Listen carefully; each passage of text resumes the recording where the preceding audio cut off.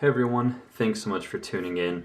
In today's video we're going to take a look at another pocket knife, but in this video we're going to take a look at a traditional knife, so a non-locking, two-handed opening, traditional style folding pocket knife here. So, within the vein of being a knife enthusiast or a knife collector, what have you, there is the desire to try everything, to try different makers, to try different styles, anywhere from,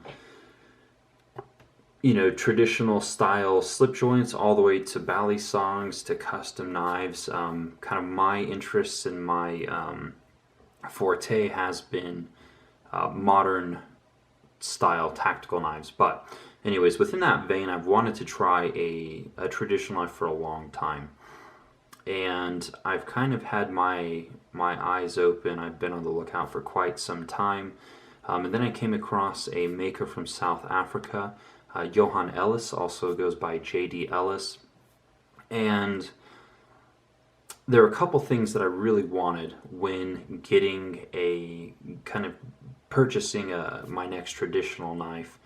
Aside from the ones that I inherited from my grandfather when I was much younger. And those two criteria were that I wanted one of the best of the best. I didn't want to fool around and kind of go for a entry grade and then go to mid-level and then go to, really nice custom as I've done with, other genres of knives. I just wanted to go straight for one of the best of the best. And I also wanted something that was a little more modern in materials, but still traditional in design and execution. So when I came across Johan's work here, I knew that I had found exactly what I was looking for. So anyways, pretty long intro there, but that's what we're taking a look at today.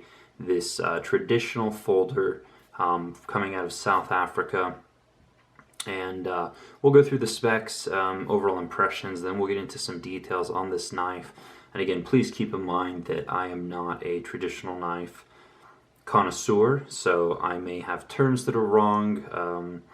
I might miss something, and that's actually given me a bit of trepidation in making this video, is knowing that I was going to omit what some might consider obvious details or names and different things like that, covers versus scales.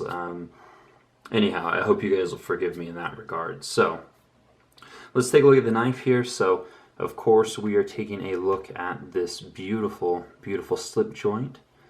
You guys can see the carbon fiber scales or covers here. It is a spring, has a spring back here. So it's a non-locking knife, two-handed opening. But we'll get into some of the details on the materials here in just a minute. This is what the knife ships with. A certificate of authenticity outlines the materials here, as well as JD or Johan's contact information. And he is a member of the Cape Knife Makers Guild and gives some kind of basic rules on how to use a pocket knife, or the knowledge and skill set here. So this was done in collaboration with a designer, Francois Nell, and Francois is he's kind of like the Tashi Baruch of South Africa. He works with the best custom makers down there. I looked at some of his work from Clyde Challenor. You'll see more collaborative pieces that he's done in the future.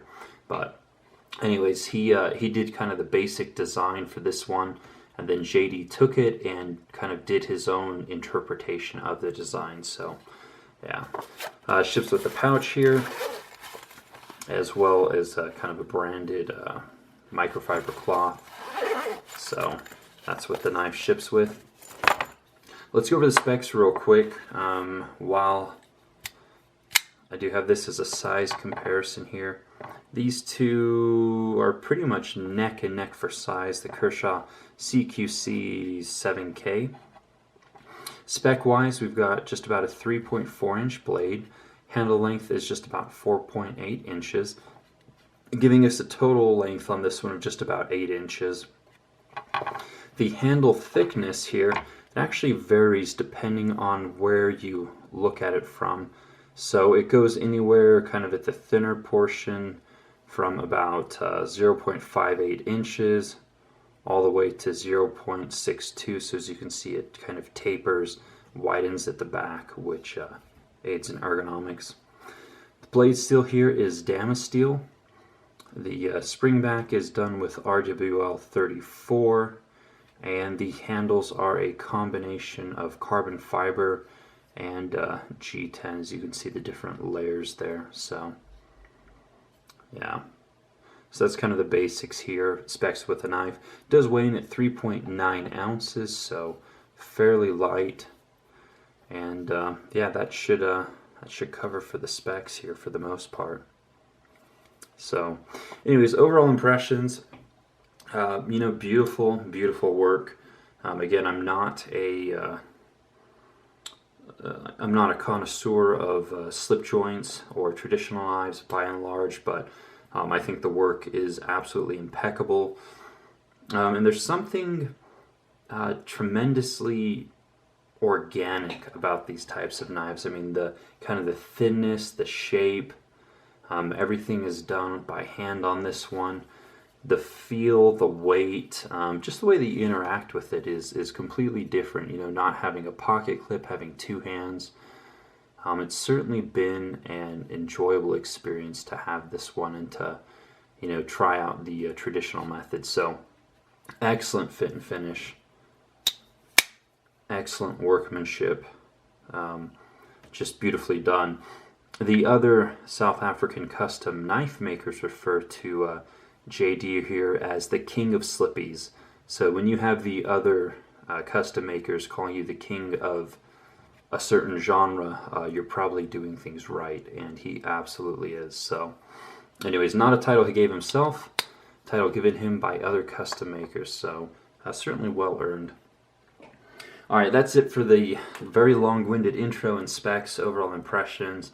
Let's talk a little bit more about the knife here. So, as I mentioned, collaboration with Francois Nell. This one it's called the Meganique. I'm finally getting to the name of the model this far into the video. And, you know, using my Google foo or search techniques, turns out that Francois came up with this name combining his two daughters' names, which are Megan and Monique, hence the Meganique folder. And this one is the Janus Meganique. I'm not even sure if the card, I wonder if it showed that. So the god of Janus, or Janus god, Meganique. Okay, so the Meganique Janus slip joint collab with Francois Nell. So this one, it has red and then blue, and then blue and then red. So you guys can see the faces swap, two-face god, Janus, I guess. Probably should have done a little bit more research there, but that's where the design concept came in. And this is a really, really unique choice in materials, in, you know, obviously the steel with the blue and the red carbon fiber. I think this is a great example of, you know, makers doing their own, kind of their interpretation, their own designs. I would have never thought of this combination of materials, but I think it turned out just absolutely excellent. So sometimes it's a good idea to give makers creative freedom on builds. So yeah. The blade here has actually been done in a compound grind. We have a flat grind towards the tip, and then a hollow grind here on the main portion of the bevel. So I think you guys can probably see that. The Damascene steel has been etched absolutely beautifully. Great pattern, great contrast. Right here you do see the maker mark for Francois Nell. So you'll see that mark on other collaborative pieces out of South Africa. Yeah, beautiful. Nice wedge up top. There is some jimping here to give your thumb a nice spot, and the spring has adequate tension, so you don't feel like, you know, putting your thumb on the jimping is going to close the blade at all. So you do have kind of a nail nick here, or I think there's another term for the longer form of these. Again, don't recall what that is. And a slight recurve to the blade, but beautiful blade shape, quite functional too. Really nice edge, just great execution all around here. So here on the back of the spring, it has been etched. J.D. Ellis of Springbok, RSA something South Africa. I'm terrible, but you guys get the idea. So that's the blade here for the most part. Take a look at the jimping. Again, just really well done, very symmetric, all completely done by hand. JD also does his own heat treat, so the only thing that is not handmade on this knife is the pivot, which he has made for him. Everything else has been shaped, cut, formed by hand. All the pieces here are actually held together using an epoxy called 123 Pratley epoxy, which is was apparently a South African invention. So JD was quite proud of that. The pins here are, of course, titanium. They've been kind of colored here. Give it a little more character, a little more color. So, yeah. And then the blue and the red is really nice. Kind of, it's different, you know, it's a unique form of carbon fiber. So, as you can see, it's got some, obviously, some chamfering for some comfort here. Again, the handles are both very symmetric as well. Just has that, I don't know, that just really smooth, organic feel in hand. Kind of hard to describe in contrast to, you know, more traditional, or I'm sorry, the more modern tactical style folders. So, yeah. Now, one thing that's really cool, I don't know if you'll be able to see it here, but the blade here, as you can see, it's been kind of hollowed on the tang here. So the blade in the half stop position, that hollow gives it no blade play. It sits perfectly flush on the spring and it doesn't, you know, wiggle or have any up and down. And then in the open position, this thing is actually rock solid as well from side to side. Obviously, there's a little bit of up and down in terms of traditional knives because it's just the spring holding it in place. But yeah, really solid, nice and tight. And then again, that even in the half stop position here has a nice firm half stop. So just really cool, you know. It's really neat to get into the other aspects of knives. So at some point, you know, I'm going to try out a Bally, probably a custom Balisong. So here are the liners. You can see the carbon fiber, and then a white layer of something. I forgot to ask what the white layer was. And then we do have a G10 here on the inside. I don't know if the lining is going to be adequate, but he's actually milled away part of the G10 and used that to create almost washers of sorts. And he's been using this design method for a long time, and some of his older knives out there holding up very, very well. The G10 actually functions quite well in this regard and doesn't degrade with use, so yeah. So of course the spring comes down on the flattened part of the back of the blade there, in the closed, in the half stop, and in the open position. So just different techniques. Of course, the spring has to be the same thickness as the blade in order to function properly. But just look at the fit and the finish here. Beautifully done.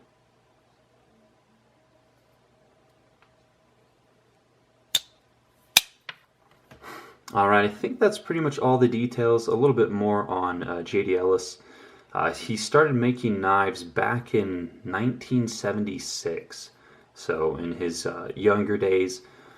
And then he you know, went off to university. I guess they have to do military service in South Africa. So, you know, between those types of things in life, it was actually 16 years before he started picking up knife making again.